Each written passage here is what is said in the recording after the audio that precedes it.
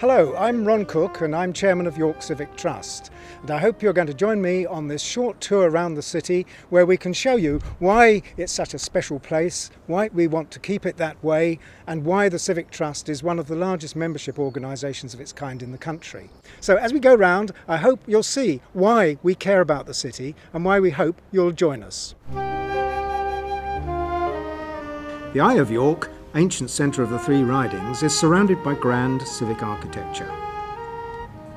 The Castle Museum is situated within the old female prison, designed by York architect John Carr, and the earlier debtors' prison, probably designed by Sir William Wakefield and inspired both by Wren and Vanbrugh. Another of Carr's works, York Assizes, still operates today as the Crown Court. Clifford's Tower overlooks the Eye of York. A popular tourist site, it's a medieval seat of justice, as well as the scene of an anti-Semitic massacre in 1190.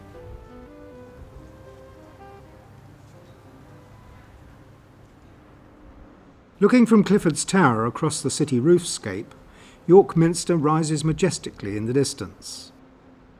In between lies All Saints' Pavement, with its lantern tower, a beacon visible from over 20 miles away. St Mary's on Castlegate has an elegant spire and is now home for contemporary art exhibitions. Sitting next to it is Fairfax House, the finest Georgian townhouse in England, and also the headquarters of the York Civic Trust. Fairfax House was restored by the Civic Trust in the 1980s. Its stunningly beautiful interiors have survived the building being used as both a dance hall and also a cinema at the beginning of the last century. The Great Staircase is a highlight of the building, as is its famous Noel Terry collection of English furniture and clocks. A world-class collection of Georgian furniture set in a fabulous mid-18th century interior, something to be savoured by any enthusiast of our heritage. 5 minutes walk from Fairfax House, the Merchant Adventurers Hall has stood in its beautiful location by the River Foss for over 650 years. Open for public use as a functioning museum, wedding and hospitality venue, it remains the finest medieval guild hall in the world. There are 3 main rooms here: the Great Hall, with its fabulous timber frame, where medieval merchants first gathered to conduct business and to socialise. The Undercroft, which was used as an almshouse to help the sick and the poor, and the chapel, which offered spiritual care. The Shambles is often called Europe's best preserved medieval street. It was voted the most picturesque street in Britain on Google Street View. The city's butcher's market used to be located here, from which it gets its Saxon name Fleshermals, meaning the street of the butchers. One of the most distinctive city centre buildings is the Mansion House, home of the Lord Mayor of York.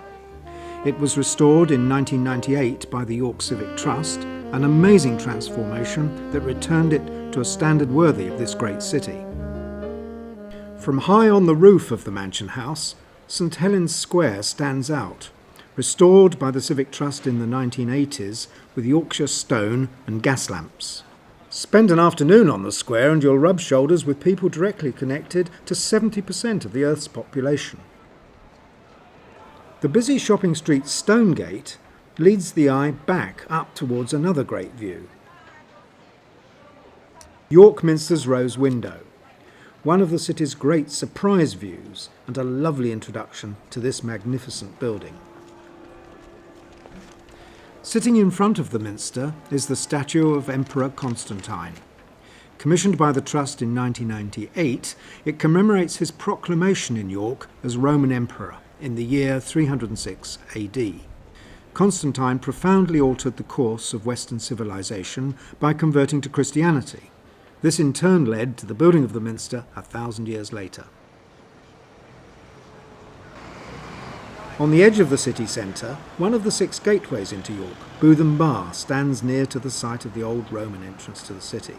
It might not be here at all but for William Etty, the artist and early conservationist, whose statue stands proudly on Exhibition Square.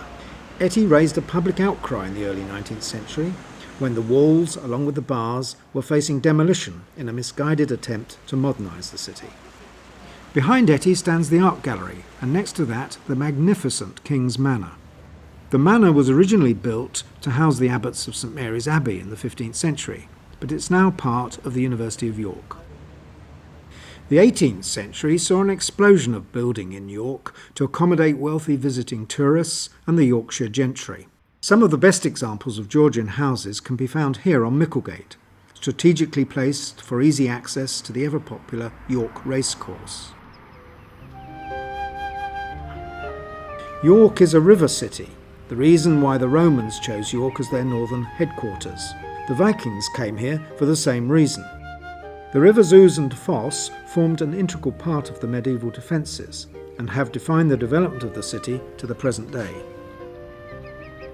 Well, here we are, nearly at the end of our journey, and it's a really good place to stop because we're on the city walls, which have been protected by previous generations of conservationists. But if you look over my shoulder, you can see three buildings which sum up really what the Trust is about.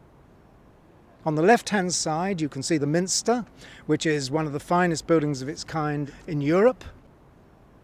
Then just to the right of that, you can see the old North Eastern Railway headquarters. That's recently been refurbished to create a wonderful new five-star hotel. And then just to the right of that, this is a very important structure. It is the first railway station in York, built by George Hudson, and it's one of the oldest railway stations in the world.